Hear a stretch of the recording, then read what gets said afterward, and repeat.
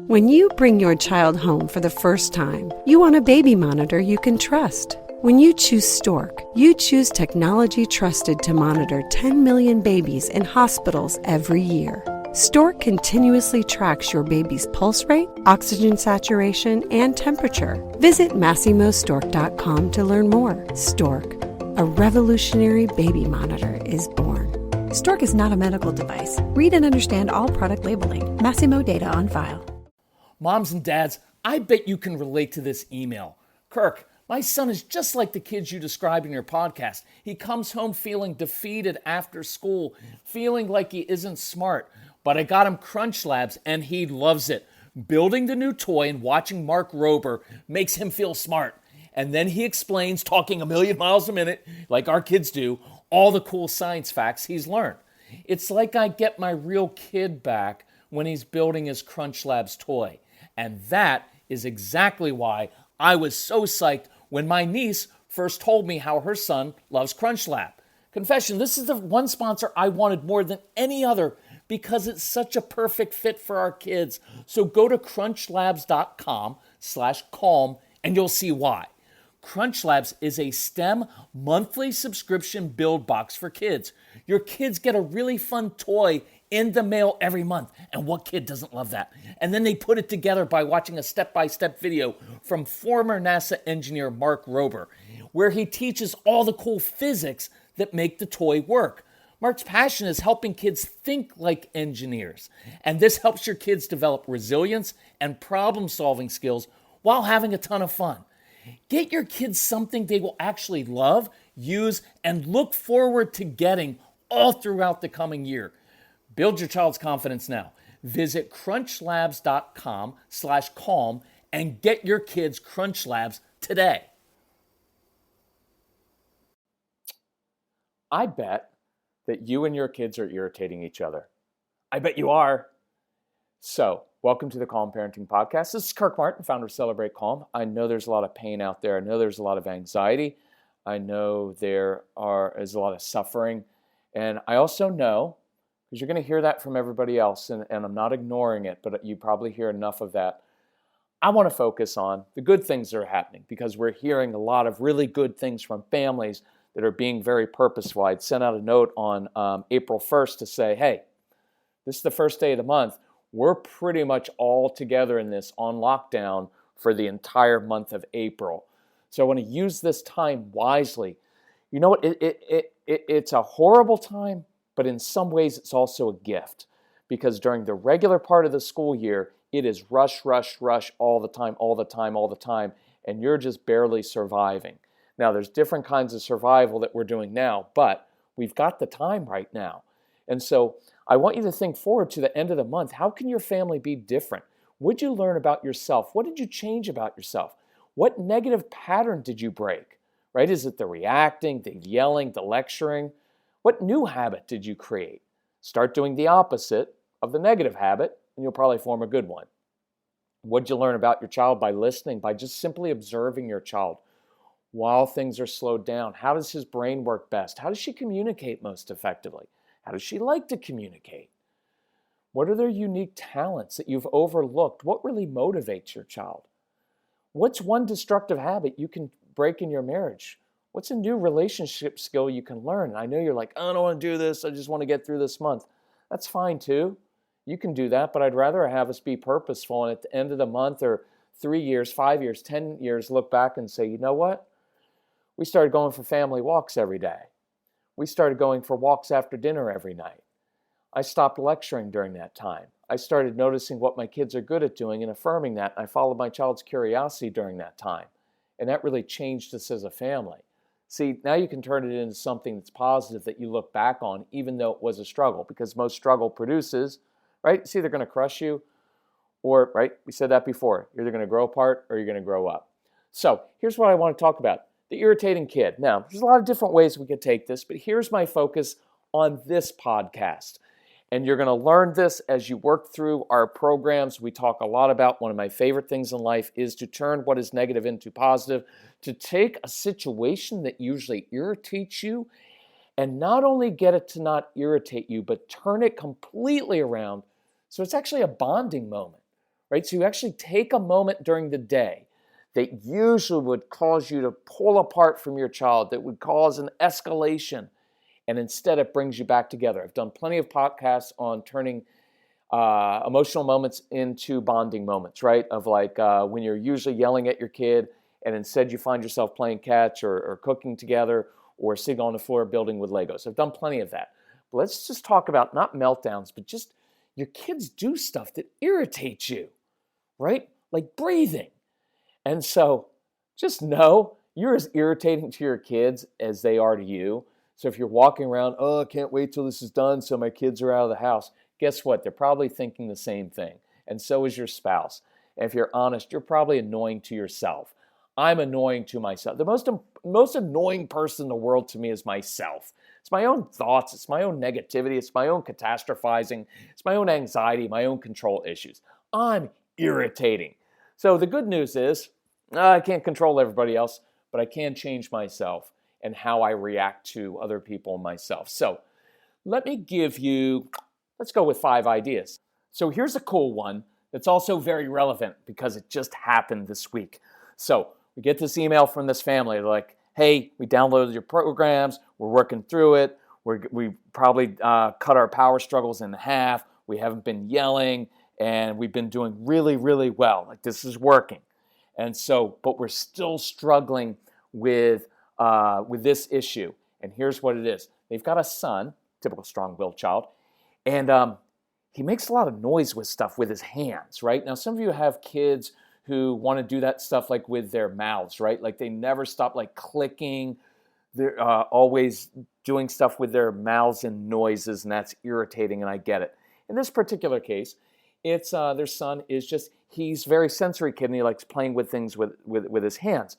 And so set the scene, you're sitting around your living room or at the kitchen table, wherever it is, and you're trying to read or watch TV or do anything, and you keep hearing these discordant sounds, these irritating noises. And it's irritating, right? And your son's not doing anything morally wrong. He's not doing anything mean, but what he's doing is irritating. So your typical response is going to be like, hey, Jacob, stop. Hey, could you cut that out? Hey, stop. Listen, that is irritating. Cut it out. And it just escalates. You know what? If you can't, if you can't be polite, just leave the room, just, right? And it kind of escalates and we take it personally. And I get it. It's irritating. But here's kind of how I worked with this family to work through this. And I do encourage you, as you listen to our materials, as you work through the programs, if you get stuck on something or you need clarification or help, email me.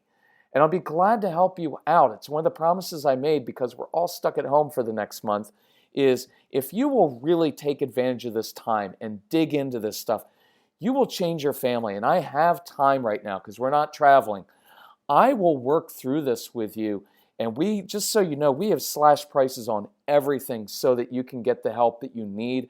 We've already had, we've had a really good response. And if you need help financially or in any other way, just email our son Casey, the strong-willed one, CASEY at celebratecalm.com, and he'll help you pick the right programs. Right now we have a special on like you just get everything we've ever created at the lowest price we've ever done because we just want to use this time. We want these changes to happen. It's really cool because we're getting a lot of good testimonials from people of like, hey, it's changing. We didn't have time before to work through everything because we're rushing, but now we're really being purposeful during this time. So here's what I advise the family to do.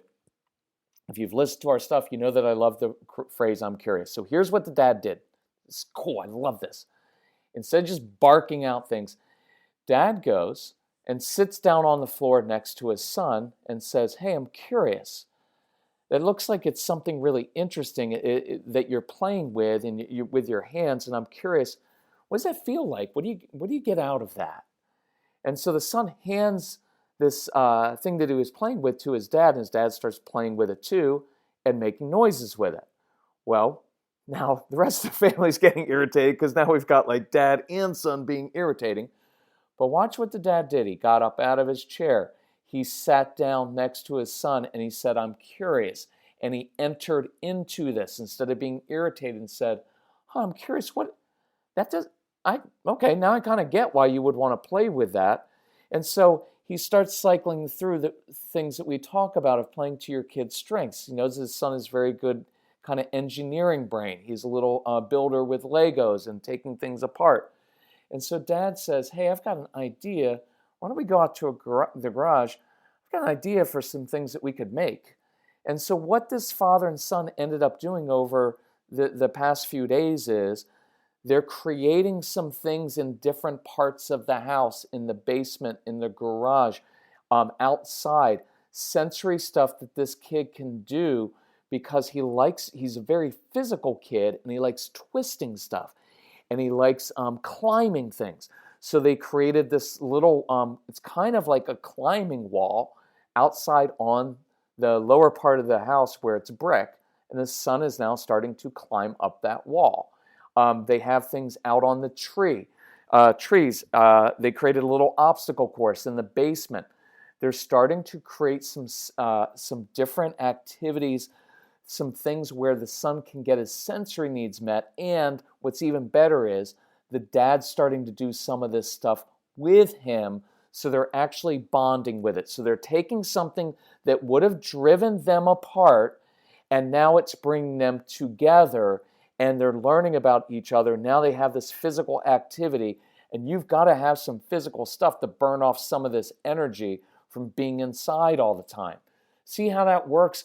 We just took something that would have been irritating, we would have got on the child, and we would have made judgments about him. You're just being rude. Why do you always have to be annoying? And this is a kid who's used to being in trouble and who will just keep internalizing, there must be something wrong with me, nobody likes me. And all he was doing was something that his body is craving, and instead we said, I'm curious, we got down on the floor, and now we're giving him positive ways to get the same needs met so that he's not always being irritating in the living room. And now it's a sign when the parents are hearing that, dad, mom, sister, they all are now starting to get a little bit more physical, and especially dad and son. I love that. Here's another one. So this is from a little while ago, but I love the example. And you may not be able to use all of the strategies right now, but after the lockdown is over and things go back to normal at some point, you can use some of these, and you can do some of it now. So I was with this family, and the daughter likes to bake. But here's the problem with your kids who like to bake. They're not going to follow directions, and they're always going to leave a mess, right? And the parents, one is an engineer, and the other one is a perfectionist, so they can't stand the mess. So instead of appreciating their daughter cooking for them, all they ever notice is the mess she makes. And I hope that hits you in the gut a little bit, because that's what we do. Human nature, right? All we ever noticed in our kids is what they do wrong. Hey, nice job with the meal, but, right? And they're like, why would I even try anything? So here's where you turn it into a positive and you turn it around, right? Instead of creating a negative around it, we say, what if that mom or dad asked the daughter to bake something for a special event at the office, so that now they have an opportunity to praise her, right? Like, what if one day she could get out of school, this is when school goes back, and caters a staff birthday party?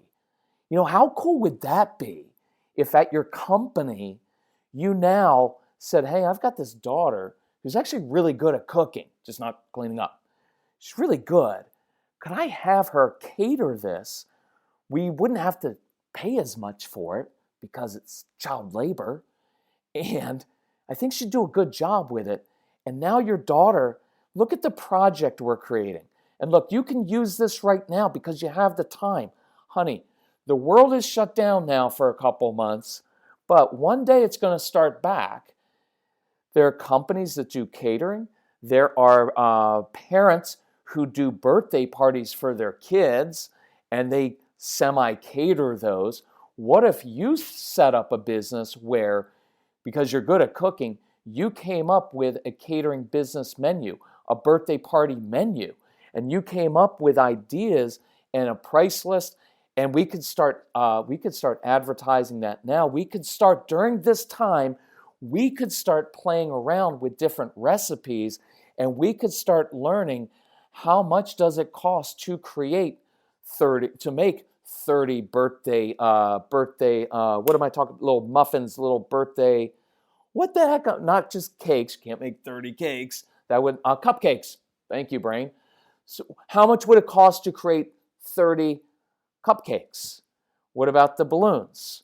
What about all the other things? If I had you come in and I have a staff of 10 people and I wanted you to cater a staff meeting, how much would that cost? What would you make for us? How long would that take you to make? How many of those things could you bake the night before? Can any of it be done and put in the freezer now and then taken out before then? Right? And really work through it and work through the math. By the way, it's a fantastic way to teach your kids all the things they're supposed to be learning in school is through being able to, look, all the math that goes into all the ingredients that need to be done. How are you going to do that? What are the ingredients, right? Listing that out, writing down, making plans, right? Writing out the menu. How about working on a little website that you can build? You can go right on to, there's all kinds of services right now. I just actually created a new one by myself because we're going to do, I'm just going to tease it right now. We're going to do this family camp thing where we're going to teach families how to run a business like this. And it's a family camp that we're going to do. And I just created my own website the other day. It took me 4 hours to do. Now, it doesn't look that hot yet, but I did by myself and it cost me $12. So why can't your son or daughter, in this case your daughter, begin building a website that costs $12? Right? Don't give her the money. Make her work for it around the house and earn the $12 to go on and create this little website for her catering business. And in the course of doing this, she learns a ton by learning how to navigate this new website. She has to research which are the best websites to use, which ones shouldn't you use, how to use the graphics. Now she's got to write because she has to write marketing language for this little business of hers. And so, look, there's all kinds of ways you can use this. And then maybe she pays her brother or sister who is OCD to clean up after her and to have a sous chef, right? Now you have a way that you turn something that was just negative into building a business. And who cares back when fall time comes if she gets out of school one day to come and cater the party or the business meeting at the office? Would she not be learning a lot more by having to get all the ingredients, get everything together, get it over there to your office and get it set up, and how to interact professionally with grown adults and see what the business environment is like? And for her to be praised by 10 of your colleagues who say, hey, that was the best meal we've ever had catered. It was actually fairly healthy, tasted good. Man, you've got a future in this. And now 8 or 10 other people, right, are praising her instead of at school her being picked on because she can't sit still and she just wants what she wants to do, right? And now she's earning money. And now she's reinvesting it in her business, or she's buying the stuff that she wants, and she's got to dress the right way because she's got to impress her new clients, right? When she's catering that birthday party, it turns out that she's actually really good with kids as well. And you start discovering all these things that, right, just think how beautiful that is, that you're now discovering all of her gifts and talents that you didn't even know existed. And when she comes into your office, she's greeting people, looking them in the eye and say, hi, my name's Kaylee. This is my Kaylee's Catering Service. And by the way, I also do birthday parties because I know all of you have kids. And so here's my business card. And so if you like my meal and how I did this, I'm actually really great with kids, and I'll turn it into a great birthday party. I'll actually come up with activities because your kids probably have sensory issues like I do. And look, she begins building a mini empire doing this. And now at school, she has a reason to do school well because she's got a vision for her life of what she's going to do one day with this catering business. Right? Does that make sense? And now you can use her big heart and say, why don't we make some food for that older couple down the street? And we'll make sure it's all sanitary, and we'll leave it out for them, and we'll ring their doorbell, but we'll keep 6 feet of distance from them, and we'll say, hey, we just wanted to be a blessing to you in our neighborhood, and we just want you to know that we appreciate you, and we just want to do something nice, and I made this. And by the way, you could also do this. Look, this is awesome. I didn't plan on this, but this is cool.